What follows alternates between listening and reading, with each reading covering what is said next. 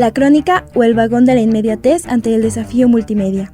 La crónica es el retrato del tiempo, y el tiempo está en constante movimiento. El reto para el cronista es montarse en ese vagón de la inmediatez que avanza sin detenerse. En la actualidad, la oferta informativa es más veloz y omnipresente y tiende a producir saturación. Por ello, es un reto saber contar y reconstruir una historia que aporte los elementos necesarios para su comprensión. Hay que innovar en el periodismo, pues por lo menos cambian los soportes en el periodismo. Hay personas que miran pantallas en la audiencia y entonces hay que entender el movimiento, señala Jean-François Fogel, periodista experto en medios digitales, en una charla durante el encuentro Nuevos Cronistas de Indias 2, organizado por la Fundación Nuevo Periodismo Iberoamericano y el Consejo Nacional de la Cultura y las Artes. Quien no reconoce el éxito de la crónica en América Latina en revistas como El Malpensante, Etiqueta Negra, Gato Pardo, Anfibia, entre otras. Rogelio Villarreal, periodista y editor mexicano, director de la revista Replicante, menciona que hoy día el llamado boom es un tanto artificioso y con fines comerciales, más un fenómeno de librería que periodístico, que deja de lado a numerosos periodistas que han practicado ese género desde hace muchos años. Es importante que la crónica busque nuevos horizontes en las plataformas de la comunicación, que la innovación sea un eje de trabajo para el periodista. La crónica tendrá que valerse de herramientas multimedia. El periodista tiene que pensarse como un instrumento que sirva a una audiencia. A nivel mundial, el gran instrumento de relación con los contenidos periodísticos es el teléfono celular. Por ello, la importancia de la narración multimedia. Hay infinidad de historias que contar y pocos medios que las quieran publicar. El periodista debe seducir con la crónica, porque la crónica, si no tiene encanto, no vale la pena. Noveno Encuentro Internacional de Periodistas, FIL Guadalajara. Moisés Rodríguez, reportero. Fermín Munguía, edición y producción en video, Televisión Universitaria de la Ciénega. ¿Qué tal? Buenas tardes y bienvenido a esta charla sobre la crónica en la era digital. Me da mucho gusto aquí compartir o presentar esta mesa con grandes periodistas y editores. Y voy empezando a presentarlos. Empiezo por Ignacio Rodríguez Reina, como decía, él es periodista mexicano. Fue fundador y miembro del Consejo Directivo del Centro de Periodistas de Investigación y de la Unidad de Trabajos Especiales del Financiero. Tiene más de 25 años de experiencia y ha sido editor y reportero de la Unidad de Reportajes Especiales del diario Reforma, editor en jefe de la revista de Milenio y director adjunto del diario El Universal. Actualmente es director de la revista mexicana MX, una revista que le apuesta al periodismo de investigación, a la crónica, y como dijo el mismo Ignacio en una entrevista, que no quiere hacer periodismo epidérmico, sino ir más allá, más atrás de las noticias que se publican en los diarios. Y bajo su dirección la revista ha recibido el Premio Rey de España en 2011 y 2012, el Ortega y Gasset, y varios otros premios, y ya tiene, como decíamos antes, monopolizado el Premio Nacional de Periodismo, que pues tiene 7 años seguido ganándolo. Y luego está Diego Fonseca, él es periodista especializado en política y editor de economía y finanzas. Es editor asociado de la revista Etiqueta Negra, yo creo una de las revistas de culto en América Latina para el periodismo narrativo y la crónica, y se desempeñó como editor general para América Latina de América Economía y como editor adjunto de Mercado Córdoba en Argentina. Sus textos han sido publicados en diversos medios internacionales y nacionales como Gato Pardo, Expansión, El Universal, el mismo MX, El Malpensante y SOO de Colombia, y asesora y dirige proyectos de comunicación y periodismo digital en Estados Unidos, México, Argentina, Chile y Perú. Es también autor del libro Joseph Stiglitz, Detiene el Tiempo, y creador coeditor de Sam no es mi tío, 24 crónicas migrantes y un sueño americano. Además, obviamente, de Crecer a Golpes, un libro que presentará hoy en la tarde en el marco de este mismo evento. Y pasamos a Salvador Frausto. Él ha participado en las áreas de reportajes especiales de los diarios El Financiero y El Universal, escribiendo historias sobre cárceles, derechos humanos, corrupción y principalmente acerca de la ultraderecha mexicana. También ha sido editor de los semanarios de información política Bucareli 8 y Cambio, así como de la revista Gato Pardo. Es autor de El vocero de Dios, Jorge Serrano Limón y la cruzada para controlar tu sexo, tu vida y tu país, y de otros libros. Ha sido becario de la Universidad Complutense de Madrid y de la Fundación Gabriel García Márquez del Nuevo Periodismo Iberoamericano. Bueno, yo creo que ya hablé mucho y estoy restando espacio a la plática, que es lo más interesante de esta mesa. Y como la idea es una charla, quiero hacer una plática, me gustaría empezar por una noticia, es una noticia de ayer justamente, que ya reportaron todos los medios y que salió en New York Times, de que Newsweek, la histórica revista, tiene más de 80 años, fue fundada por el Washington Post y el año pasado decidió abandonar el impreso y pasar nada más en la web. Y después de un año en que pues, se dice que no se ha adaptado bien a este formato, decidió regresar a la versión impresa a partir de enero de este año. Y se me hace un poco curioso que el primer número totalmente digital de Newsweek, como invitado en portada y como el texto principal, tuvo a Tom Wolfe, que es un poco el creador de este nuevo, considerado por muchos el creador del nuevo periodismo. ¿Cómo podemos interpretar esto? El editor de Newsweek dijo que quiere regresar al impreso, pero con una modalidad por suscripción, y quiere hacer como una revista de boutique. ¿Cómo podemos interpretar este regreso de una revista importante que había abandonado el impreso y decide regresar a la versión impresa y bajo esta modalidad? No sé quién quiera empezar.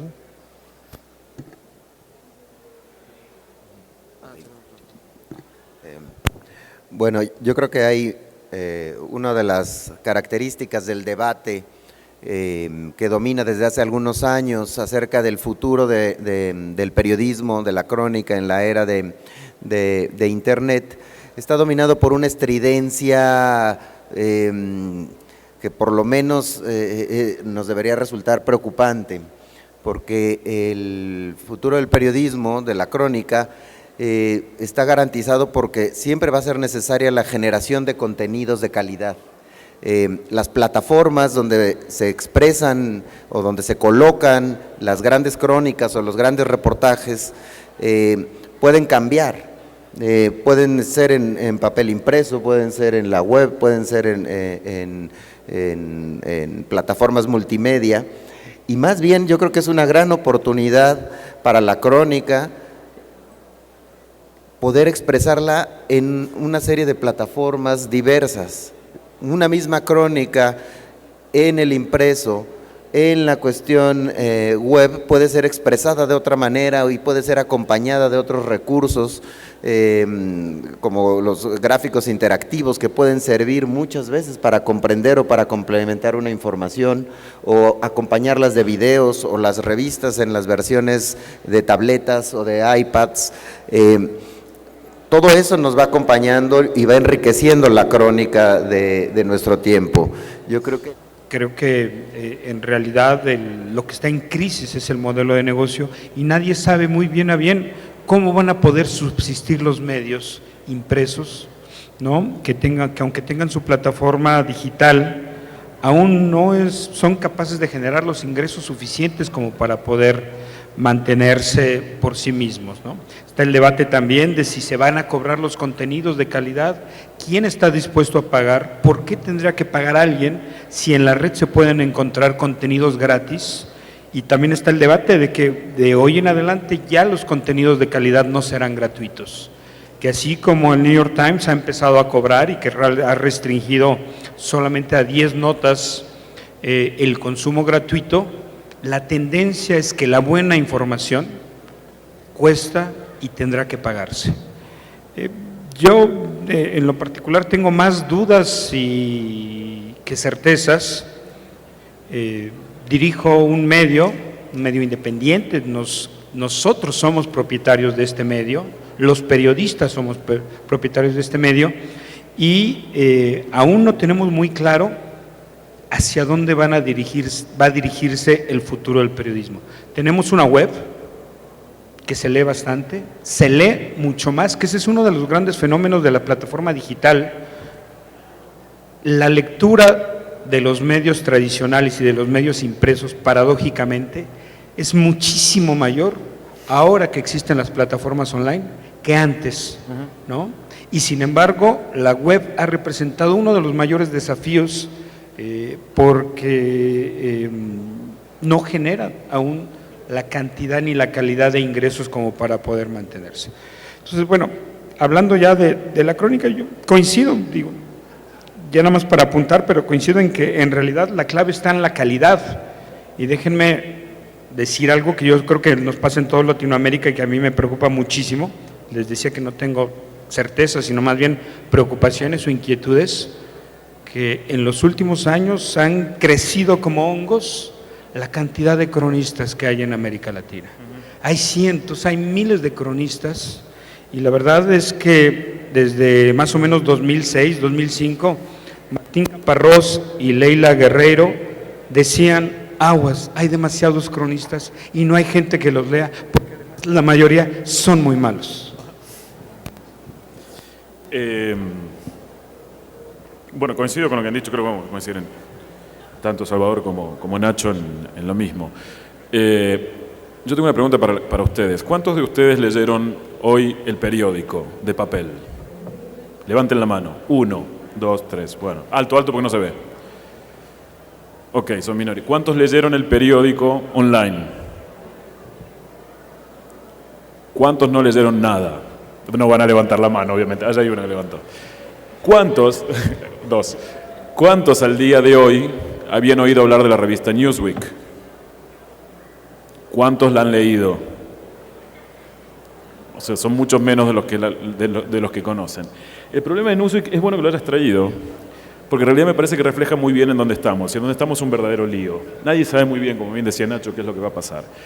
Y la paradoja que planteabas respecto de tenerlo a Wolf en la portada es una paradoja inexistente, digamos. Una revista hipotéticamente online, como se transforma Newsweek, tener a un hombre de las letras impresas, es relativo, del mismo modo que es relativo que Jeff Bezos, o menos relativo que Jeff Bezos haya comprado el Washington Post, siendo el dueño de Amazon.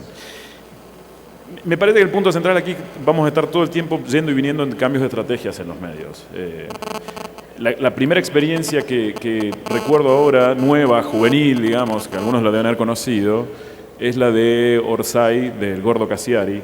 Orsay surge como producto digital y de repente resuelven volverse al mundo físico, empezar a imprimir en papel. Y funcionó bastante bien por un tiempo, pero dejó de funcionar durante bastante buen tiempo porque la tasa de suscriptores cayó. Esto quiere decir que hay cierta necesidad de consumo, pero esa necesidad de consumo tiene que tener una estrategia muy enfocada y de nicho. Como decía Nacho, es complicado competir y pagar por un medio cuando tú tienes mucha información gratis disponible en Internet. En el caso de Orsay fue paradójicamente complejo porque tú eras suscriptor y tenías el desincentivo a ser suscriptor porque inmediatamente después la revista estaba disponible en la web para quien no pagaba. Me parece que el problema de Newsweek es otro. El problema de Newsweek es un problema de contenido, de calidad de contenido. La revista se ha venido a pique progresivamente y no levantó demasiado cuando se volvió a web. Y creo que el punto central está en que hay lectores, no sabemos muy bien dónde están esos lectores. Hubo un estudio hace muy poco y los medios todavía no tenemos muy claro qué es lo que estamos haciendo, creo que nunca lo hemos tenido claro, que dice que mientras el grueso de las páginas de los medios se enfocan en política, economía e historias de sociedad duras, el grueso de los lectores que lee especialmente online lee sexo, fútbol o deportes y entretenimiento. Entonces ahí tenemos un gap bastante complicado. ¿Cómo hacemos para que ese grueso del público se sienta atraído hacia las noticias más duras y al mismo tiempo el core de lo que es históricamente lo que debe ser un medio, cierta preocupación y compromiso social, tenga capacidad para llegar a esos lectores y se renueve un modo distinto? Sea digital o sea impresa, me parece que el punto central está en la calidad del contenido. Y lo otro es que no hay una estrategia ganadora hasta el día de hoy respecto de cómo va a operar el mundo digital. Y si hay muchísimas estrategias perdedoras progresivas en el mundo de papel. Me parece sí que va a haber una mayor consolidación dentro del mercado de medios a nivel papel y que en el mercado digital va a ir progresivamente, como bien lo marcaba Nacho, a la compartimentación del mercado a partir de la cuota de pago que tengas, del front page pago en los medios. Porque el buen periodismo sí o sí tiene que ser pagado y no hay modo de poder hacerlo gratuitamente.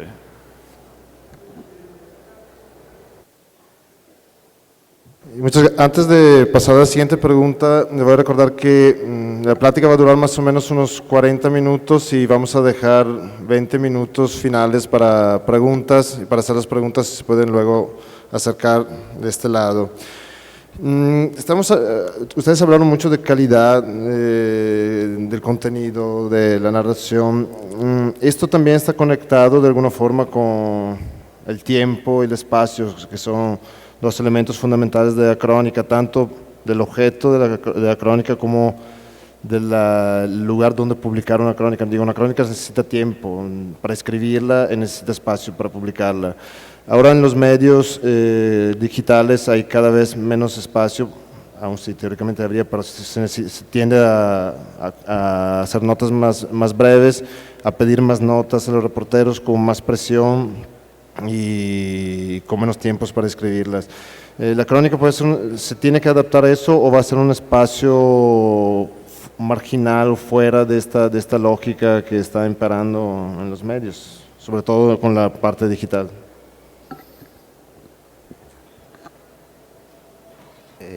Yo más bien coincido en esta lógica con algo que comentaba Nacho. Más bien veo una gran cantidad, una gran producción de crónica, no toda de alta calidad, pero me parece que los medios digitales han abierto otros canales y otras posibilidades. Hay ahí mucha crónica y mucha gana de contar historias que está teniendo presencia, sobre todo en Iberoamérica. Los veo en las revistas, hay ahora muchas más revistas, además de que hay muchísimos cronistas, hay muchas más revistas o impresas o digitales, y pues los espacios están ahí. La cosa es que tendríamos que a la crónica dotarla de mucha mayor solidez. Veo como alguna especie de divorcio entre la crónica bien contada o bien narrada, o como muchos cronistas intentando contar lo bonito, y veo menos cronistas iberoamericanos intentando darle contenido o investigación detrás de las historias. Yo creo que habría que arribar hacia acercar el periodismo de investigación y el llamado periodismo de datos a la narrativa, a las historias. Ese cruce es, creo, el salto en el que estamos ahora mismo, o el gran reto que tenemos los cronistas iberoamericanos, y que me parece que ahora que vemos aquí a presuntos estudiantes de periodismo que deben mirar hacia allá, ¿no? Que esas historias bien contadas deben estar acompañadas de datos, y que las investigaciones con datos y con informaciones deben estar bien contadas. Hacia allá me parece que navega un poco la encrucijada en este momento. No sé si... Hola. No sé si... No me acuerdo la pregunta. Arreglen el micrófono.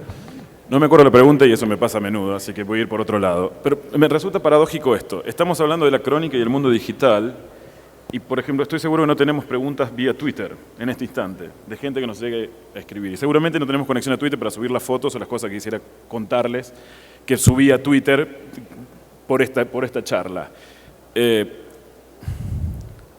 Me parece que el problema central es, el primer punto es no aburrir. No se pueden hacer historias, inclusive en periodismo de datos, en periodismo de investigación, que acaben siendo un mamotreto. El otro día me leí la mitad del libro de Alan Greenspan, solo yo hago esas cosas, que se llama El mapa y el territorio. Y es paradójico, porque se llama igual que el libro de Houellebecq, El mapa y el territorio, que es mucho más bello. El libro de Greenspan es una colección de datos aburridas, escritas como si tuviera tenido una pesadilla, y la escribió allí. Y creo que el punto central pasa, aunque seas Greenspan, en hacer algo atractivo para que al final del día tomes al lector desde el principio y te lo lleves al final. Y me parece que en el fondo toda la discusión se centra en 3 puntos. Cuando trabajas en el mundo digital tienes un enorme problema de dispersión de atención. Yo mismo, cuando escribo, tengo que bajar internet durante un buen rato, de lo contrario, escribo un párrafo y me voy a ver qué tuitearon, cuántos nuevos seguidores tengo, con quién estoy interactuando, si me retuitearon o no me retuitearon, y posteo algo en Facebook de paso. O atiendo WhatsApp. Entonces, si no me desconecto, no puedo escribir. Y el lector compite permanentemente con una enorme producción de información, cada una de nuestras historias compite con otras historias seguramente buenas o malas, como sea, y nosotros tenemos que tratar de captar 3 factores fundamentales. Primero, la cuestión de concentración del autor, que es cada vez más, del lector, que es cada vez más dispersa. Segundo, cómo en ese proceso de desconcentración progresiva que tiene, esa persona reflexiona, la reflexión exige tiempo. Y tercero, que estamos haciendo todo el tiempo. Todo el tiempo estamos tuiteando o conversando o haciendo esto o aquello, y hemos perdido tiempo para contemplación, que es esencial para poder procesar la información y construir ideas a partir de ello. Leer crónica exige tiempo. Y la crónica es un recorte en la realidad, a mí me gusta decir que es un buzo de profundidad que se mete al fondo y por ende avanza muy lento y demanda que uno pare un poquito la velocidad del río en el que está todos los días y se tome ese tiempo para poder leerla. El grueso de los autores necesita tiempo para poder escribir, mucho más tiempo del que habitualmente se toman, inclusive hasta casi para reportear. Y el grueso de los lectores necesita entender que necesita eso. El otro problema asociado que tenemos es que para hacer eso, además de tiempo, hacen falta recursos. Y los medios en general pagan muy mal la crónica, muy mal, no pagan bien, ni siquiera bien. Lo que obliga en general a que estés trabajando en un ecosistema en el que el cronista está trabajando más casi por vocación antes que por reconocimiento profesional. Como yo no sé cuál es la pregunta, abro esta punta como para estar tirando un poco más. Bueno, ustedes no lo saben, pero se los cuento que desde acá no se escucha prácticamente nada, no nos escuchamos uno a otro. Entonces voy a tratar de interpretar lo que preguntaste, así es que… Pero voy a hablar un poquito creo yo, hacia dónde va el camino del modelo que estamos tratando de encontrar en las publicaciones, en los medios, y cómo la crónica es parte de esta apuesta, o debería ser parte de esta apuesta, por tratar de ya no seguir sangrándonos de lectores, que uno pensaría que cada vez hay menos, y sin embargo, paradójicamente, como decía yo, jamás hemos tenido tantos lectores nosotros como ahora, cuando las plataformas digitales y las redes sociales nos han permitido socializar muchísimo mayor. Para mí la apuesta, porque nadie tiene la fórmula exacta todavía y son apuestas, es la creación de medios híbridos, medios que tengan un pie muy fuerte en revistas impresas, en papel.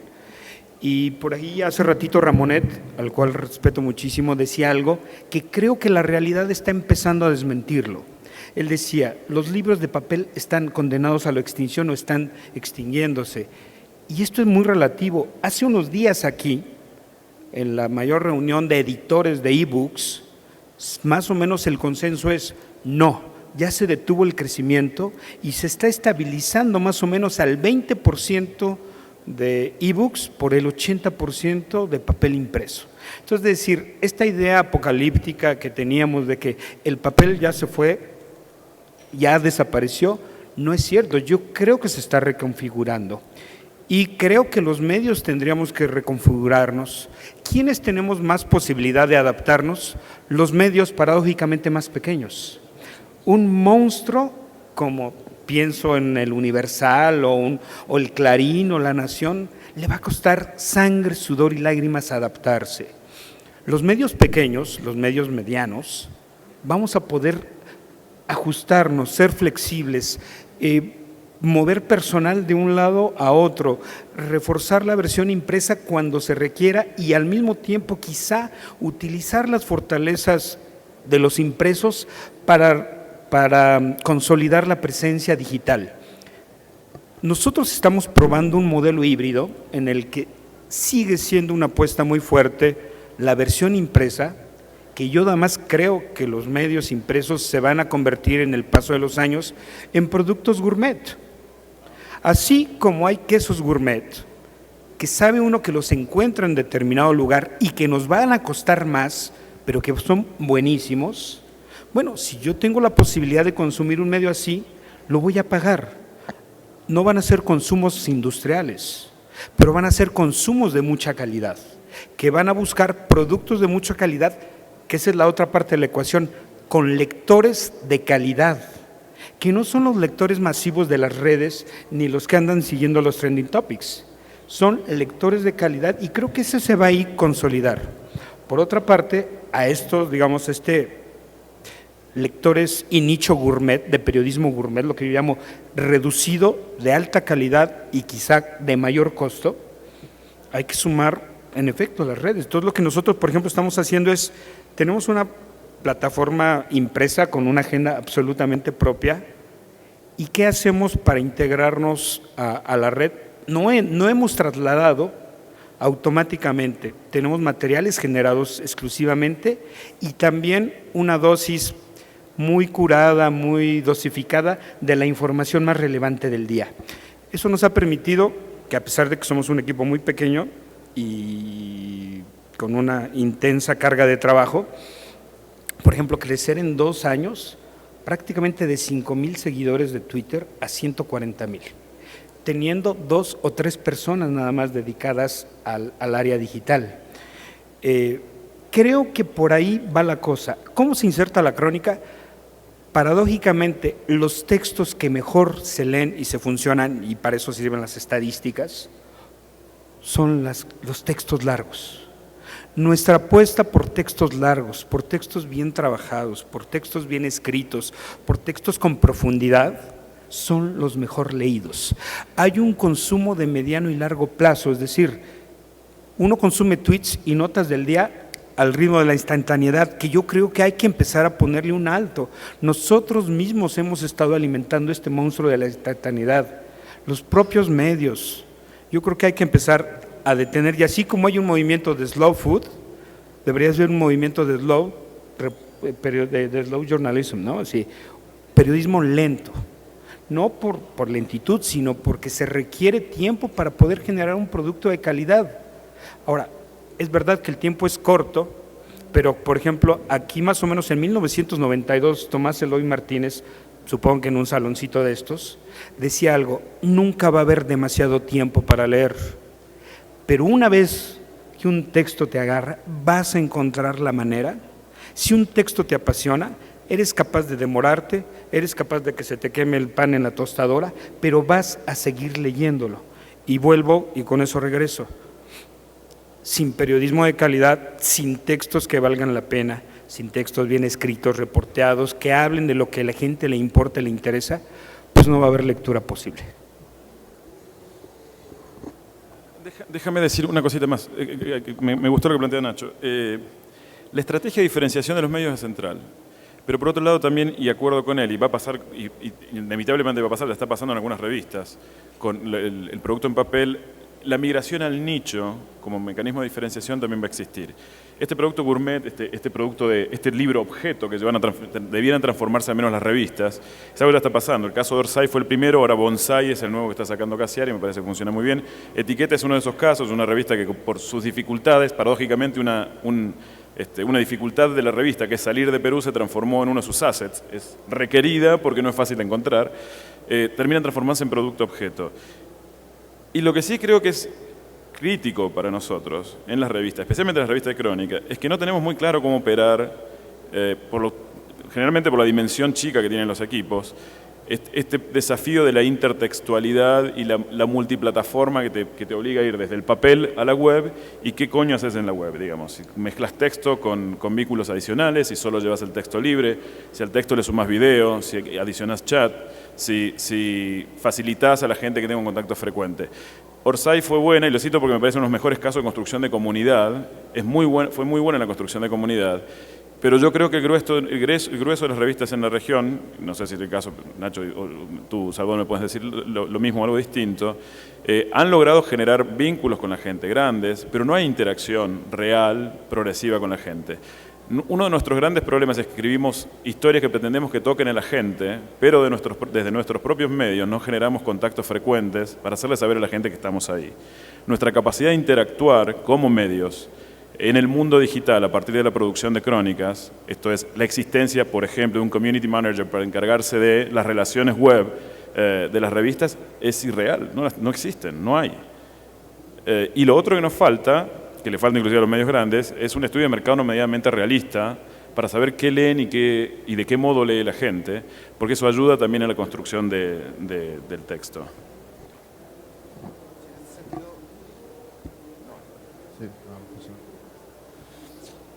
Por un lado, hay esta tendencia de las revistas impresas a convertirse en objeto, en culto, revistas de culto, como en el caso de Etiqueta Negra, como en el caso de la misma Newsweek. Dices, nosotros vamos a hacer una revista de boutique, ¿no? Una gourmet, como decimos. Por otro, pero hay la oportunidad que abre la web, como dice Ignacio, pues la gente lee textos largos. Hay un texto que escribe Caparrós que dice, pues, hablando de lo que decían, que ahora hay muchos cronistas, y es un texto que se llama, que salió en Etiqueta Negra, de hecho, en contra de los cronistas, y que habla justamente de eso, que ahora parece que todos son cronistas, y él quería ser cronista porque era algo marginal de alguna forma y algo muy político según su perspectiva. ¿Cómo la crónica podrá convivir en esta doble faceta de sentido? ¿Es un género marginal de revista de culto o puede ser también un género de largo consumo en los medios digitales?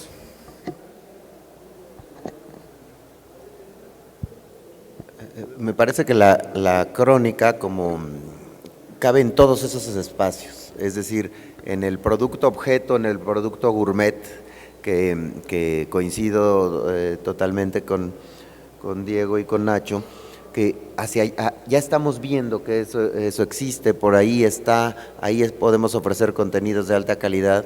El asunto está en la diversificación de públicos, el periodista pensando en la diversificación de públicos, porque tiene un público en la web, tiene otro público en los impresos, y eso va generando muchas mayores oportunidades de expresar la crónica en diferentes espacios y en diferentes momentos. Además hay un añadido, Internet nos permite ver qué es lo más leído y cuánto tiempo dura la gente leyendo, ¿no? En la experiencia en el Universal, concretamente con la revista Domingo, las historias sociales o de migración son más leídas que las entrevistas de las celebridades que aparecen en la portada de la revista. Pero también tenemos medido que el público impreso compra más la revista cuando hay una celebridad en portada que cuando pongo un escritor o ponemos a un científico o un arquitecto. Eso, el conocimiento del lector, de cómo se comportan nuestros lectores, nos va permitiendo saber hacia dónde dirigimos las cosas, ¿no? Entonces, una historia larga sobre migración va a pegar mucho más en web, en el caso de la revista Domingo, que en el impreso. Pero el lector del impreso quiere el perfil de la celebridad en portada y va a comprar más. Ahora, el lector del medio en el que yo estoy es diferente al lector de otros medios. Esa no es una fórmula que deban seguir todos los medios. Etiqueta Negra es exitosa y ha tenido una larga trayectoria de periodismo gourmet de alta calidad, donde han desfilado muchos de los grandes cronistas iberoamericanos. O MX, no sé si alguna publicación tenga más premios que MX de periodismo, es decir, ahí es impresionante, ¿no? Exacto. Entonces, cada publicación tiene su nicho y debe estudiar a su lector, y el periodista asumirse como observador de los públicos, los diferentes públicos a los que puede llegar, es muy interesante. Y eso, además, la expresión de la crónica en video, por ejemplo, o para televisión, o en radio, o en audios, es decir, creo que es una multiplicación de posibilidades lo que está ocurriendo.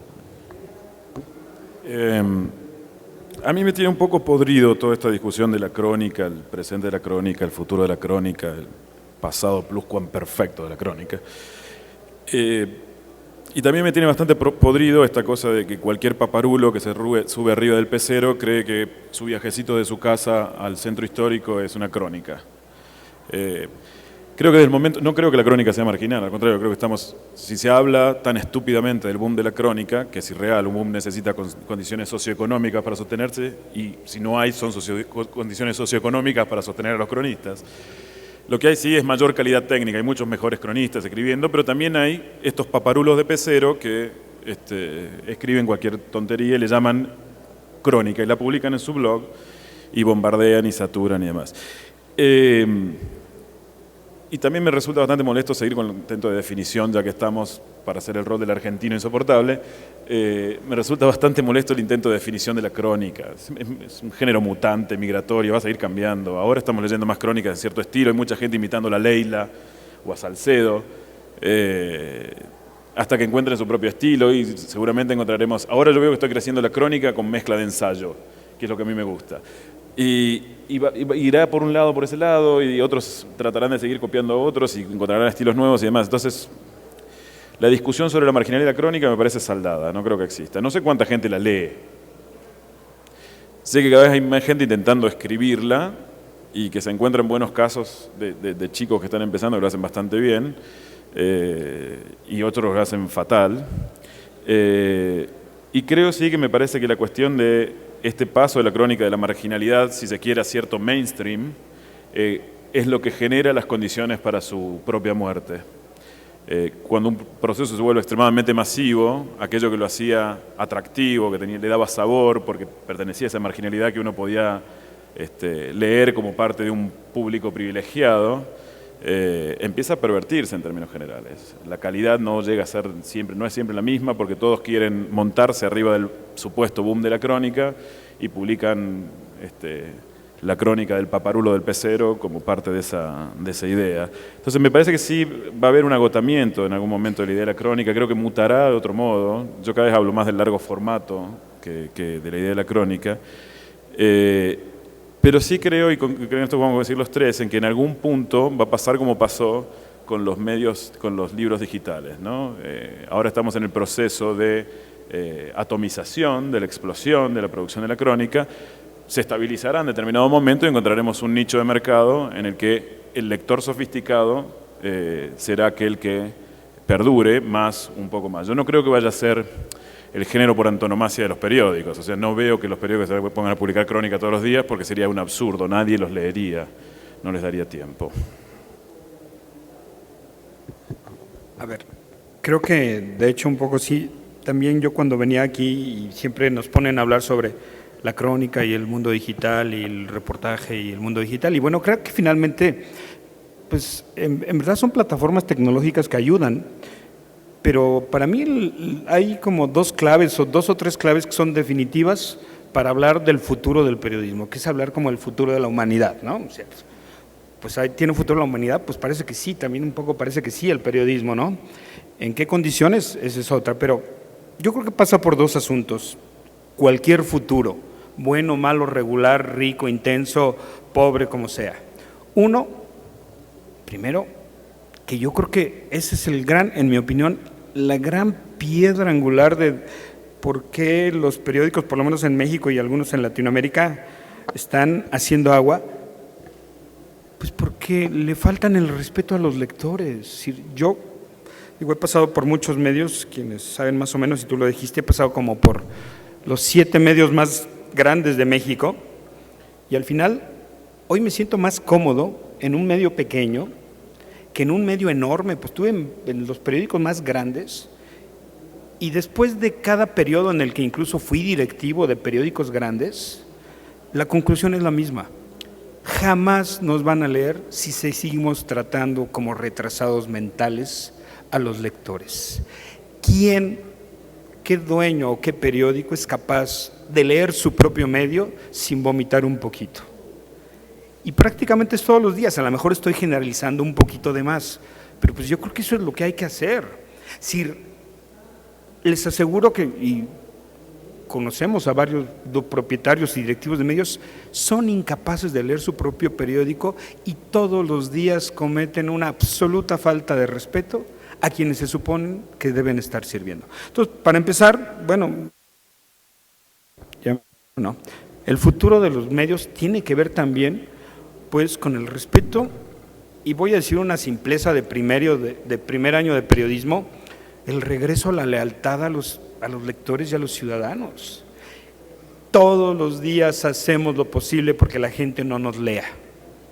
¿Cómo carajo queremos construir un futuro si todos los días estamos lanzando el mensaje diciendo no nos lean, no vale la pena, dame tu dinero pero no te doy a cambio nada que te sirva, que te enriquezca y que sirva para que tú trates de encontrar un poquito de norte en la vida o en el país.